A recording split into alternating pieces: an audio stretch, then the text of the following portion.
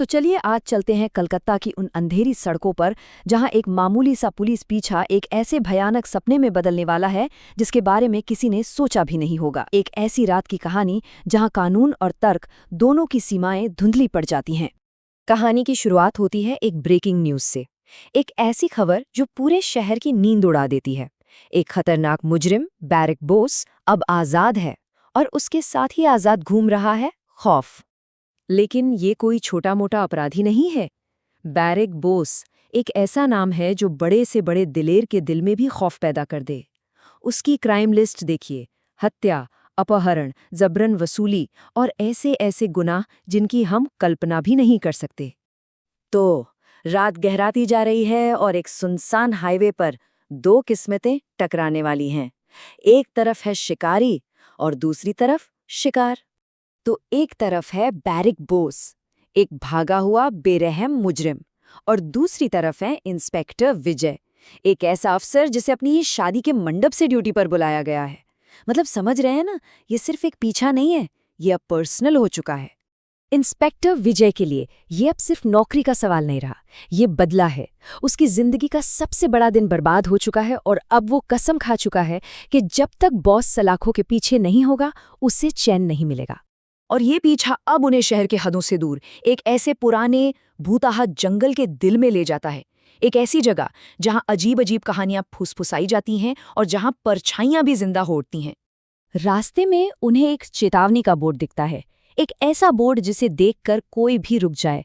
लेकिन बैरक के लिए ये एक मौका है। वो हताशा में अपनी गाड़ी अंधेरे में मोड़ देता है, ये सोचकर कि पुलिस का खौफ उनकी ड्यूटी पर भारी पड़ेगा। और ये उसकी सबसे बड़ी गलती थी। एक सटीक शॉट और पीछा खत्म।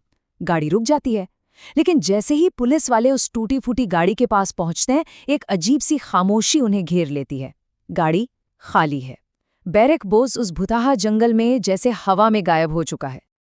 अब जैसे ही वो उस घने अंधेरे में सुराग ढूंढने की कोशिश करते हैं, कुछ ऐसा होता है जिसकी उम्मीद किसी को नहीं थी। एक साया उभरता है और यहीं से ये एक मुजरिम का पीछा कुछ और ही भयानक बन जाता है। जंगल की गहराई से एक छोटी सी करीब 10 साल की बच्ची निकलती है। अजीब बात यह है कि उसे इस अंधेरे से जरा भी डर नहीं लग रहा। वो कहती है कि उसने बैरक को देखा है और वो मदद कर सकती है। लेकिन उसके शब्दों में कुछ गड़बड़ है। उसे इंस्पेक्टर विजय और कांस्टेबल गायतोंडे का नाम पता है, पर कैसे? और यहीं पर शक यकीन में बदलने लगता है।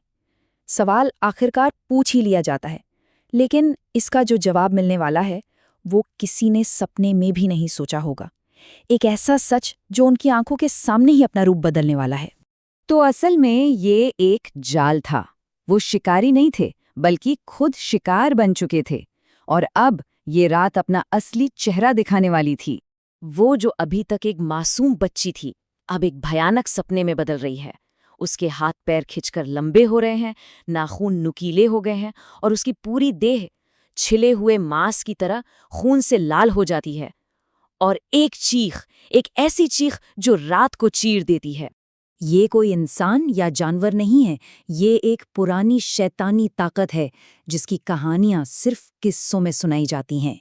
एक रूप बदलने वाला दैत्य जो अपने शिकार को बहला फुसलाकर मौत के मुंह में ले जाता है। उनका सामना हो रहा है एक छलावा से। और फिर वो बोलता है, एक ऐसी आवाज में जो सदियों पुरानी लगती है। वो बताता है कि उसने बैरक को मार दिया है। और जैसे ही ये शब्द हवा में गूंजते हैं, बैरक की लाश ऊपर एक पेड़ से नीचे आ गिरती है। इस जंगल का बस एक ही नियम है, जो यहां आता है वो वापस नहीं जाता। गोलियों का उस पर कोई असर नहीं हो रहा। अब बचने का कोई रास्ता नहीं दिख रहा था। तभी गायतोंडे एक फैसला करता है। वो अपने सीनियर को भागने के लिए कहता है, ये जानते हुए कि वो अपनी जान देकर उनके लिए वक्त खरीद रहा है। इंस्पेक्टर विजय भागता है, ये सोचते हुए कि वो इस बुरे सपने से बच निकला है। लेकिन छलावे का खेल अभी खत्म नहीं हुआ है। सबसे बड़ा और सबसे क्रूर धोखा तो अभी बाकी था। सड़क खत्म ही नहीं हो रही। वही जाने पहचाने पेड़, वही मोड़ बार बार सामने आ रहे हैं। और तभी एक भयानक एहसास उसके दिल में घर कर जाता है। वो बचकर नहीं भाग रहा है, वो तो उसी दैत्य के बनाए एक चक्रव्यूह में फंस गया है।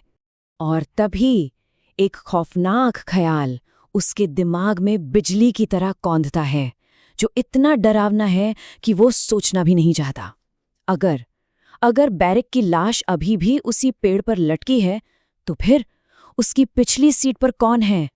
उसने सबूत नहीं उठाया था, उसने शैतान को ही अपनी गाड़ी में बिठा लिया था। और पिछली सीट से वही आवाज आती है, क्या लगा इंस्पेक्टर, तुम बच निकले? जो भी रात में यहाँ आता है वो कभी वापस नहीं जाता।